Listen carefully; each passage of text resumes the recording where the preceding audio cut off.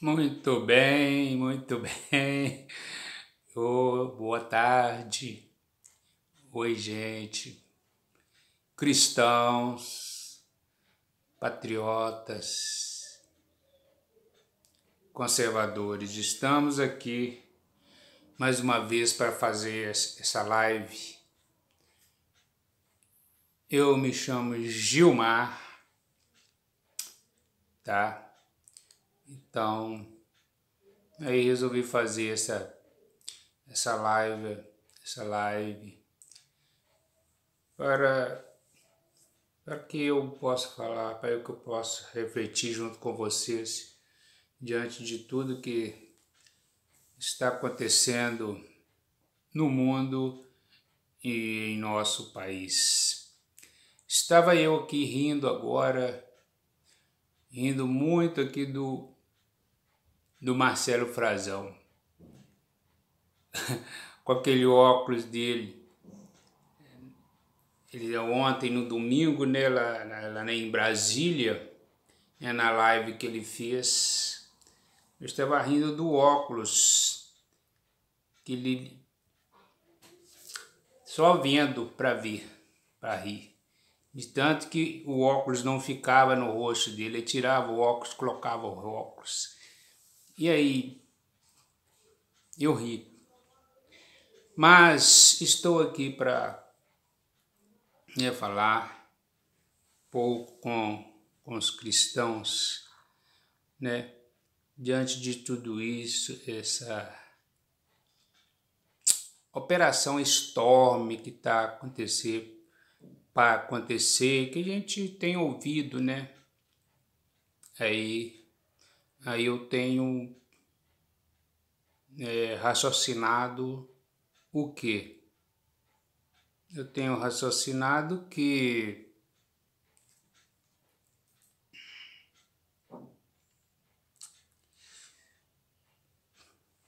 a China, né, juntamente com os governadores, né, do Brasil e também do mundo, e orquestrando essa forma aí de nos dominar, né, em reunião com os governadores do Brasil. Eu falo do Brasil, mas que também de outros países, né? O que acontece? Que os governadores nos tranquem em casa, as empresas quebrem, as pequenas empresas quebrem também, os microempresários falem, né? Não há venda, não acontece nada, porque os trabalhadores estão em casa, né? Não podem sair por causa desse vírus chinês, né? Tudo isso orquestrado, por quê? Para quebrar o país, para quebrar São Paulo, né? E depois os chineses virem e comprar tudo, né, na Bacia das Almas, comprar tudo barato, porque os empresários estão quebrados, né? Principalmente os microempresários, porque os grandes estão na boa, né? Os políticos estão na boa, tem o dele todo mês, né? Os concursados também tem o dele todo mês, né? O servidor público tem o dele todo mês, mas tem o pobre, né? Como que o pobre vai ficar em casa? Isso aí já sabemos. Então, conclusão. Eles querem destruir o país, fazer o caos. Por quê? Mas por que eles estão apavorados? Por que eles estão apavorados e orquestrar esse vírus chinês aí? Né? O povo de Hong Kong também está lá desesperado, né? Porque os comunistas estão lá também, oprimindo aquele povo, e a opressão enfraquece o povo. A opressão enfraquece o povo, né? Graças a Deus que estamos de alma lavada, tá? Estamos de alma lavada. Então, por quê? por que eles estão apavorados agora com esses acontecimentos aqui no Brasil, né? Os governadores fechando tudo, prendendo, algemando as pessoas, né? Oprimindo as pessoas, entrando nas suas casas, né? Então o que acontece? Por que eles estão apavorados? Justamente porque depois de 1985, eles começaram, né? Lá com a dança das tesouras, né? O Lula, mas o Fernando Henrique, né? Fizeram lá a combinação que vocês ficam 2 mandatos e nós ficamos 2 mandatos. E aí o povo vota em você e vota em mim, e o povo está votando tudo no mesmo ideologia, né? Que nossas ideologias são iguais, nós temos apenas um come um pouquinho do bolo, outro vai lá come um pouquinho do bolo, né? Aí ficou o Fernando Henrique 2 mandatos, o Lula 2, mas só que o Lula depois 2 traiu o Fernando Henrique. E aí eles vieram, né, e conseguiram tirar o Lula, mas ia entrar o Haddad, não conseguiu entrar o Haddad, entrou o Bolsonaro, enviado de Deus, né? Que diz que povo armado, né, nunca será escravizado. Pois é. Então eles não contavam com Deus, né? Com o Senhor Jesus enviando o Bolsonaro, Jair, o libertador, né? A Bíblia diz sobre o Jair, o libertador, tá? Grande, né? Grande. Então o que acontece? Eles estão apavorados porque agora eles não podem concluir. Depois de 35 anos, né? Que de 85 para agora 2018, né? 33 anos, depois de 33 anos, eles não contavam que Deus ia colocar o Jair, né? Sem dinheiro, sem nada, mas entrou. Foi ele eleito com 10 milhões de votos na frente, 57 milhões contra 47 do Haddad. Que entrar o PT e continuar a saquear o país. Mas só que agora não vai dar para continuar mais saquear o país. Então eles estão, já que não dá para nós saquear mais, vamos agir rápido. Vamos acabar de saquear o Brasil, né? Esse é o plano. Vamos acabar de saquear o Brasil porque entrou esse intruso aí e nós temos que dar um jeito de saquear o país agora e vai ser assim, né? Com esse vírus chinês, fecha todo o país, quebra, né? E aí tem jeito de nós entrar e saquear o país, né? É a única forma, tá? Mas agora vamos à palavra de Deus. Graças a Deus, né? Um povo armado jamais será desarmado. Isso lavou a nossa alma, tá? Agora que os brasileiros acordem, acabem de acordar. Foi uma maravilha ontem lá em Brasília, tá? Então vamos continuar aqui com a palavra de Deus.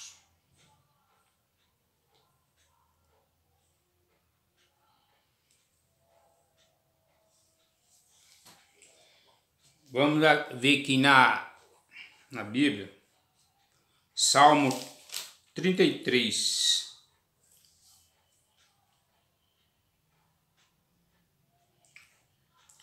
Salmo 32, né? Palavra maravilhosa, eu, né, estou aqui, né, me esforçando para fazer esse vídeo, né?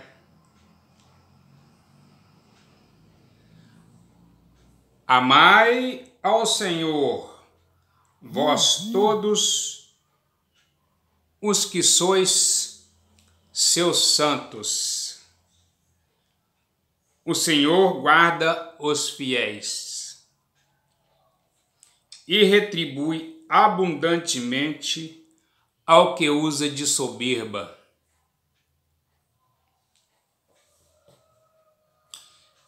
Esforçai-vos, versículo 2, capítulo 31, 31,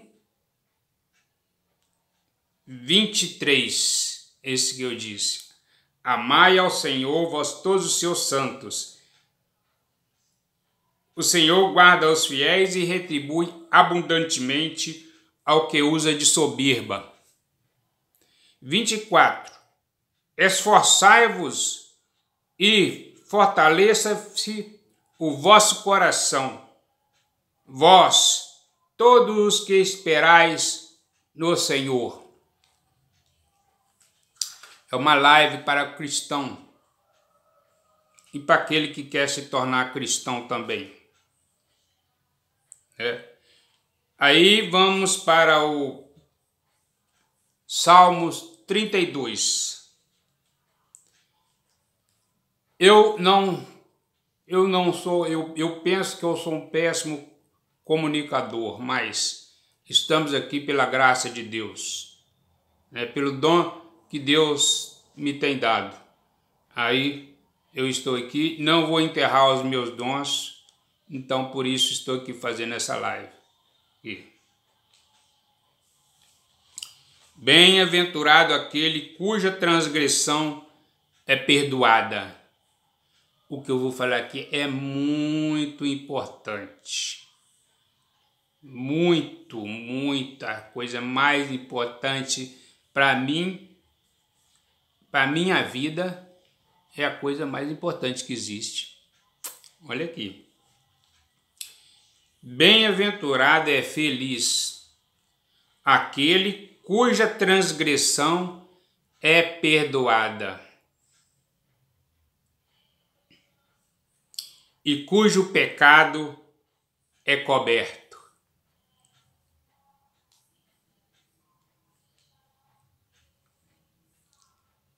O que acontece? Salmo 32. Feliz aquele cuja transgressão é perdoada e cujo pecado é coberto. Coberto, existe a palavra coberto, existe a palavra encoberto, onde a gente fica assim meio sem saber realmente o que quer significar essas palavras. Coberto, encoberto, coberto, porque a palavra de Deus, segundo a hermenêutica, a palavra de Deus a si mesmo se explica. A palavra de Deus a si mesmo se explica. Vamos ler que vocês vão entender.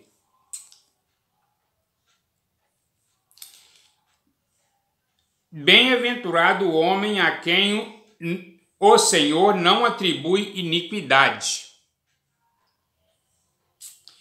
e em cujo espírito não há dolo.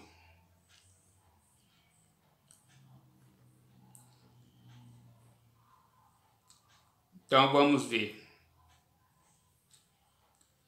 Bem-aventurado aquele cuja transgressão é perdoada e cujo pecado é coberto. Bem-aventurado o homem a quem o Senhor não atribui iniquidade, e em cujo espírito não há dolo, não há engano. Então, o que quer dizer? Estou falando várias vezes para que nós podemos pegar o espírito da coisa, Bem-aventurado aquele cuja transgressão é perdoada. Por quê? A quem o Senhor não atribui iniquidade. Por quê? Em cujo espírito não há dolo, não há engano. Então, que aquele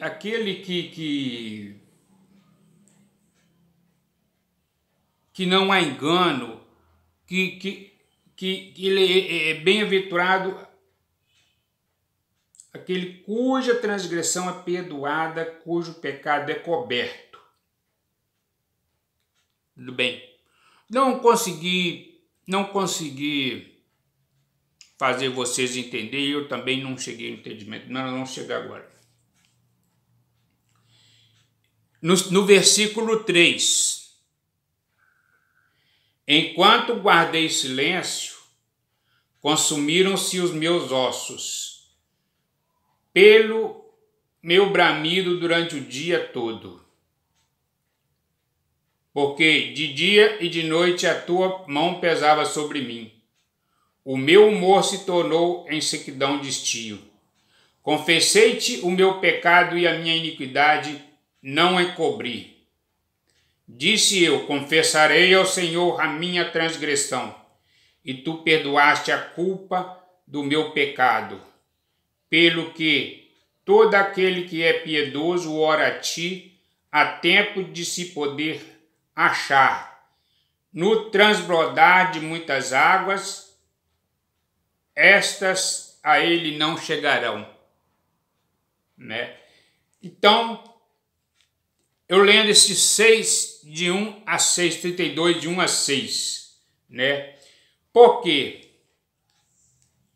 Por que Deus cobre, Deus chega e cobre o mal, o pecado? A pessoa tem uma mancha, né?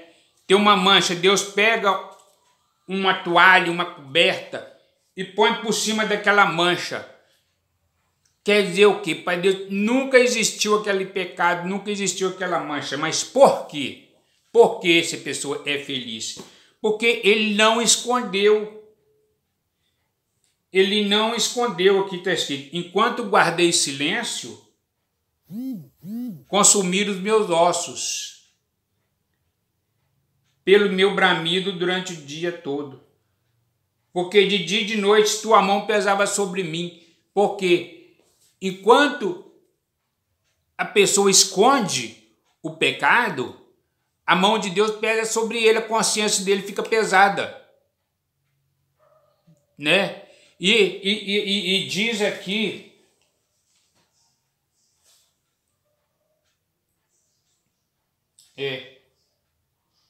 confessei-te no 5, confessei-te o meu pecado e a minha iniquidade não encobri. Olha só o que diz no 5. Confessei-te o meu pecado e a minha iniquidade não encobri.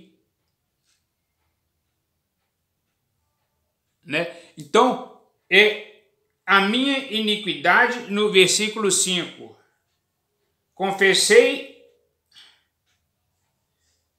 Disse eu, confessarei ao Senhor as minhas transgressões, e tu perdoaste a culpa do meu pecado. Então, que Deus cobriu. Quando ele confessou, confessarei ao Senhor a minha transgressão, e tu perdoaste a culpa do meu pecado. Então, quando confessamos, Deus cobre os nossos pecados, Deus tampa as nossas manchas, Deus coloca ali um tampão, né? Deus cobre a nossa mancha. Quando confessarei, disse eu, confessarei o meu pecado, e Deus vai cobrir. Não é isso? Então, e aqui, no 5 mesmo, diz, confessei-te o meu pecado e minha iniquidade não encobri. A minha iniquidade. O que é iniquidade? Iniquidade é diferente de pecado. Por quê? O pecado, você peca e depois sua consciência fica pesada e você pede, vou confessar a Deus o meu pecado, Deus pega e cobre. Acabou o pecado. Mas a iniquidade é pecado sobre pecado. É a pessoa que está ali no vício do pecado, tá? Peca todo dia e já está viciado. Está viciado no pecado. Né? Esse aí está escondendo. A mão de Deus está sobre ele, a consciência, Deus está falando. Arrependa, rapaz. Olha o seu mal aí, né? Como diz aqui, o mal está sempre diante da cara dele, o pecado está sempre diante de ti, né? Mas ele ele encobre, ele mesmo encobre, como diz no versículo 5, não encobriu o meu pecado. Então esse é feliz, Deus cobre, a diferença é Deus é quem cobre nossos pecados, tá? Por isso que a salvação da alma é pela graça, é de graça, Deus cobre de graça, né? Por exemplo, quando eu tenho um cartão de crédito, aquele cartão de crédito cobre a minha dívida. É isso, cobre, de cobrir, né? Deus cobriu. Mas quando nós não confessamos, nós tentamos encobrir, nós não temos capacidade e ficamos escondendo, oculto. Nós encobrir quer dizer ocultamos o pecado, como Adão e Eva escondiam de Deus quando eles pecaram, eles esconderam de Deus, né? E Deus ia toda da tarde lá no jardim ver eles quando eles pecaram, eles viram que estavam nus. Aí eles colocaram folhas ali para tampar o sexo dele, escondia de Deus. Por quê? Porque é mesmo sentido aqui, né? Quem confessa, Deus pega e cobre, Deus paga ali o pecado dele, paga e apaga. Pronto, tá pago seus pecados, você não tem mais dívida, pronto, tá coberto seu pecado. Mas quando a própria pessoa quer cobrir, a própria pessoa quer, com sua própria força, pagar pelos seus pecados, não existe isso. A própria pessoa acha que com a força do braço dela, ela vai... É o lance dos méritos, né? Do livre-arbítrio. É o lance do livre-arbítrio. Isso não existe livre-arbítrio. A pessoa não pode escolher se ela pode ser salva ou não. Não existe como escolher, né? Porque se a pessoa tivesse livre-arbítrio, eu quero servir a Deus, eu não quero servir a Deus, eu quero ser salvo. Então não precisava de Jesus Cristo vir ao mundo para salvar o mundo. Porque o homem tinha livre-arbítrio de se salvar ou não. Então, como ele não tinha, como ele estava morto em delitos e pecados, né? O homem estava morto, a palavra de Deus diz que estavam mortos em delitos e pecados, né? Então quem está morto, não tem jeito de se salvar. Então Deus teve que vir, né? E então através de Jesus Cristo, né? E o sacrifício de Jesus Cristo foi aceito por Deus. Deus precisava de um sacrifício de uma pessoa santa que nunca tivesse pecado. E Deus precisava de um sangue, não sangue de animais, mas um sangue de uma pessoa que nunca tivesse pecado. E todo homem já nasce sob pecado, contaminado pelo pecado, não tinha jeito, né? Então pronto, vamos seguir. Agora vamos no Salmo, no 33.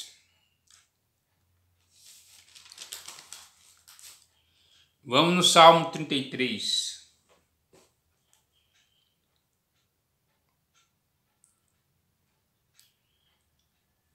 Salmo 33,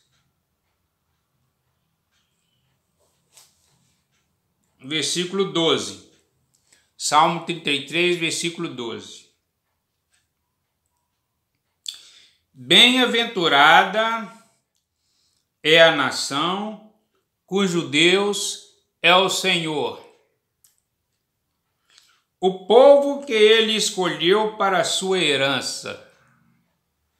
O Senhor olha lá do céu, vê todos os filhos dos homens, da sua morada observa, todos os moradores da terra, aquele que forma o coração de todos eles, que contempla todas as suas obras.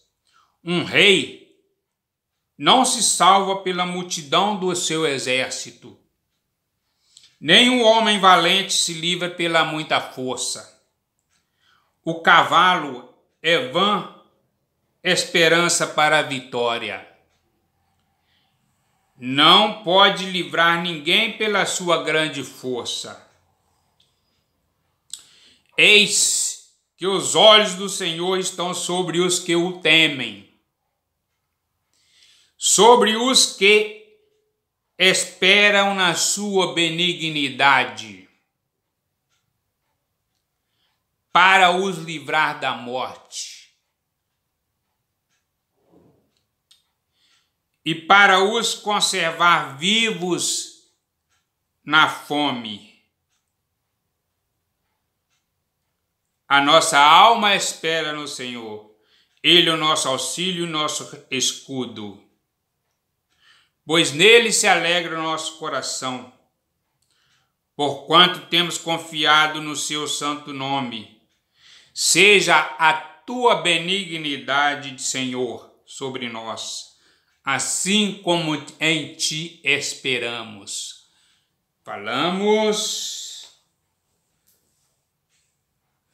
Falei aqui de benignidade. A benignidade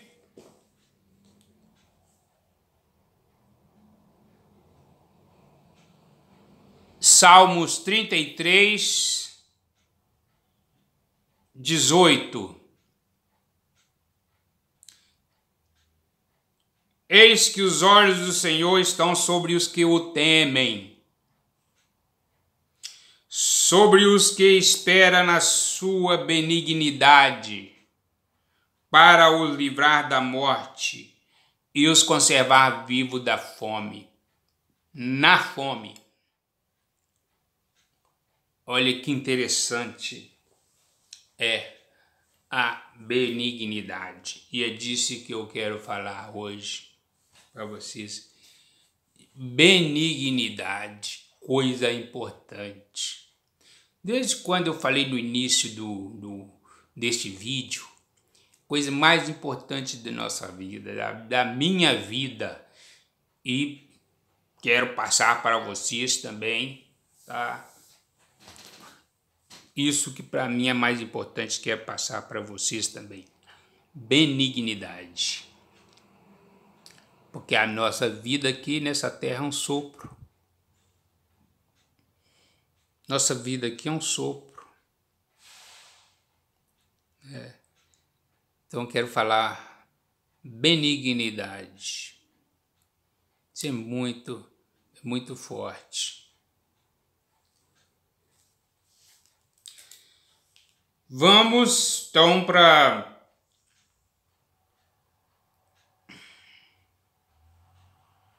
segundo Samuel, já que eu vou falar de benignidade, segundo Samuel 7, 1 a 17. Espero que haja tempo. Segundo Samuel 7, 1 a 17.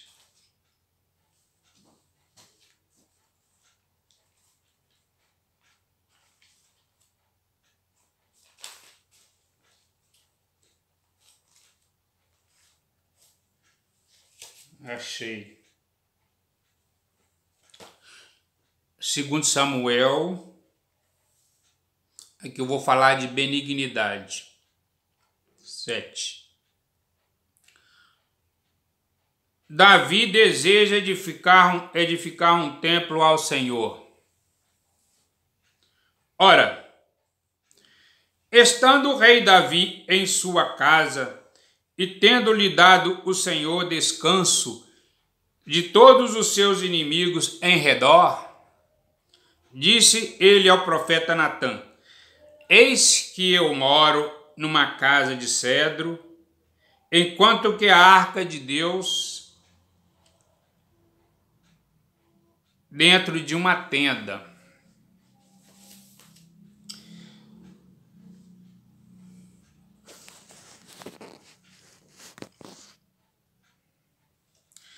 Respondeu Natã ao rei: vai e faze tudo quanto está no teu coração, porque o Senhor é contigo. Mas naquela mesma noite a palavra do Senhor veio a Natã dizendo: vai e diz a meu servo Davi: assim diz o Senhor, edificar-me-ás uma casa para eu nela habitar. Porque em casa nenhuma habitei, desde o dia em que fiz subir do Egito os filhos de Israel, até o dia de hoje, mas tenho andado em tenda e em tabernáculo. Deus falando, né? E em todo lugar em que tenho andado com todos os filhos de Israel, falhei porventura alguma palavra qualquer das suas tribos, a que mandei apacentar o meu povo de Israel, dizendo: por que não me edificais uma casa de cedro? Agora, pois, assim dirás ao meu servo Davi: assim diz o Senhor dos Exércitos. Aqui Deus